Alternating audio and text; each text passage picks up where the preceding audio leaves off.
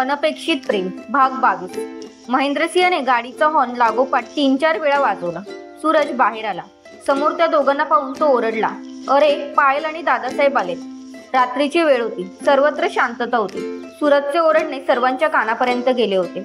महेंद्रसिंह गाडीवरून उतरेपर्यंत सूरज, आदिनाथ, किरण, सोनल, वैभव, देवीदास सगळे ओरडत बाहेर आले।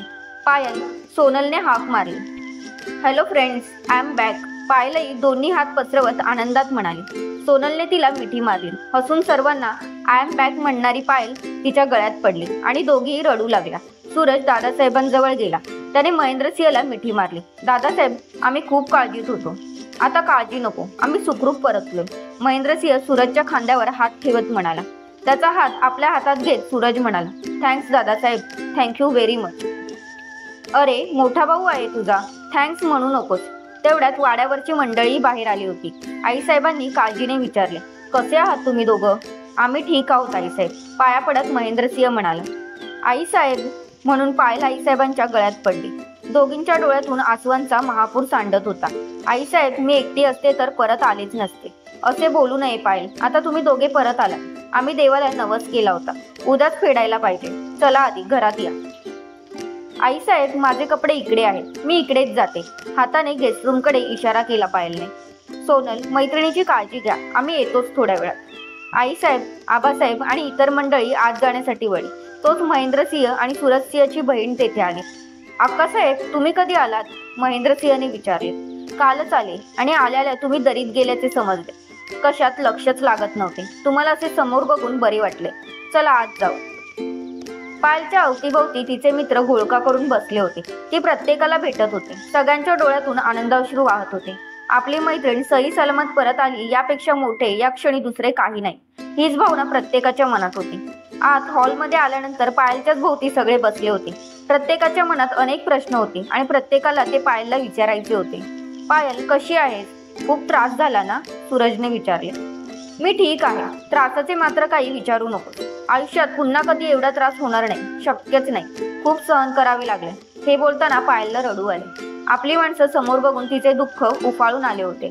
पायलला जवळ घेत सूरज म्हणाला, पायल रडू नकोस ग, तू सुखरूप आलीस यातच सगळे आले।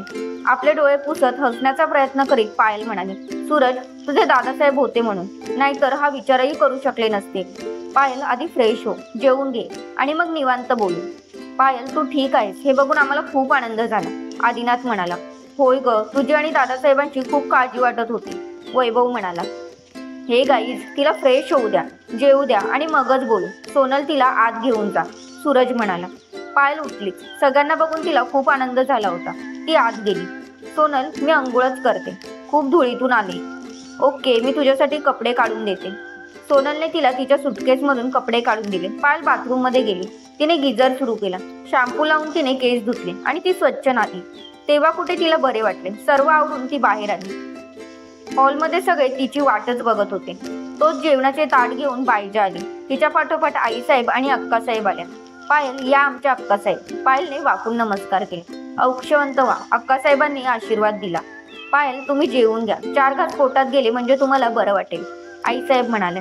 आईसाहेब, तुमच्या सगळ्यांची मला खूप आठवण येत होती। दरीत पडले तेव्हा वाटले आता सर्व संपले। आई, पप्पा, दादा सगळे डोळ्यासमोरच तळून गेले। मी कधी पुन्हा त्यांना पाहणार नाही असे वाटले। तिचे डोळे भरून आले।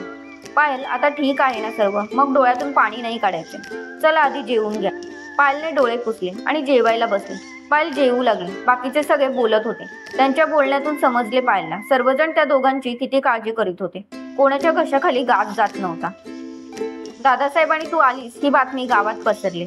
सगळे दादासाहेबांना भेटायला येऊ लागले। अगं, गावावर ही शोककळा पसरली होती। दरवर्षी मोठ्या उत्साहाने जत्रेची तयारी करणाऱ्यांचे हात थबकले होते। तयारी सुरू होती पण त्यात जान नव्हती। माझ्या एकटीमुळे हे सर्व घडले ना? यात तुझी काय चूक होती? जे घडणार ते घडणारच होतं। सूरजने पायलची समजूत काढली। महेंद्रसिंह सांगत होता, तुम्ही खूप धीराचे आहात, मोठमोठ्या संकटांना तोंड दिलेत।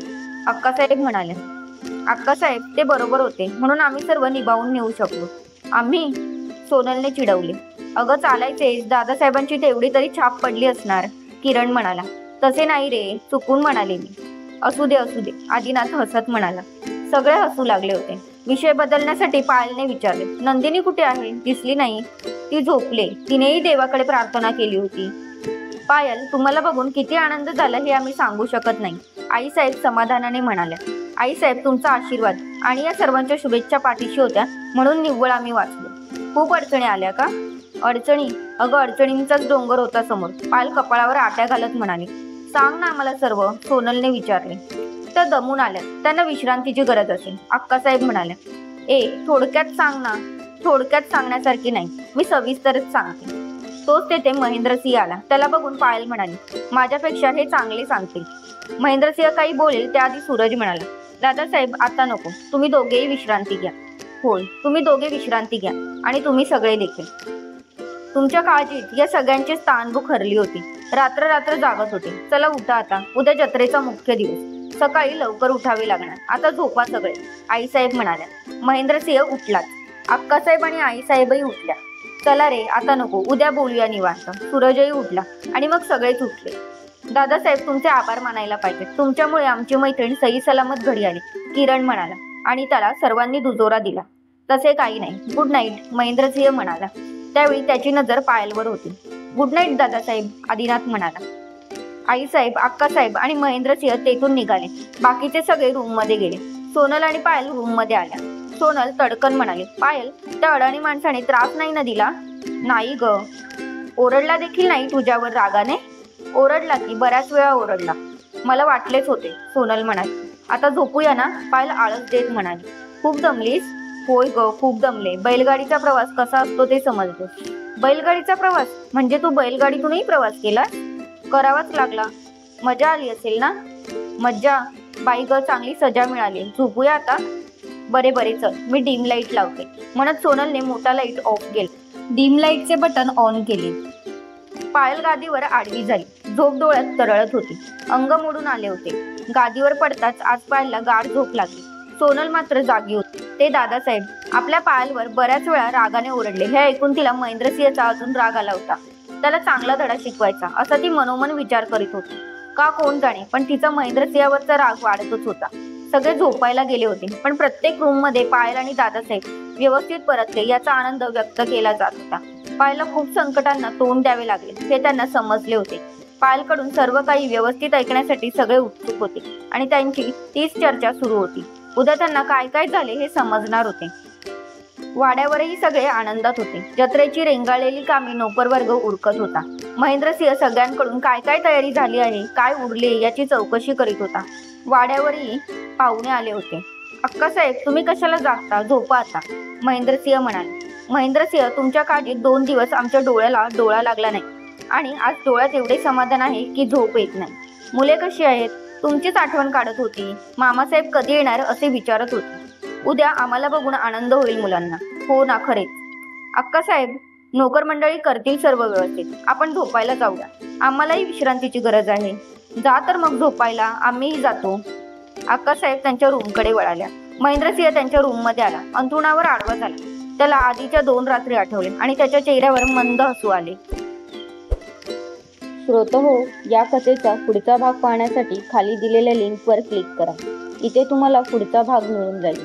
तसेच चॅनलवर नवीन असाल तर चॅनलला सबस्क्राईब करा आणि पुढील व्हिडिओचे नोटिफिकेशन त्वरित मिळण्यासाठी बेल बटन ऑन करा. कथा आवडली असल्यास लाईक, शेअर आणि कमेंट करा. तुमचा प्रतिसाद आमच्यासाठी खूप महत्त्वपूर्ण आहे.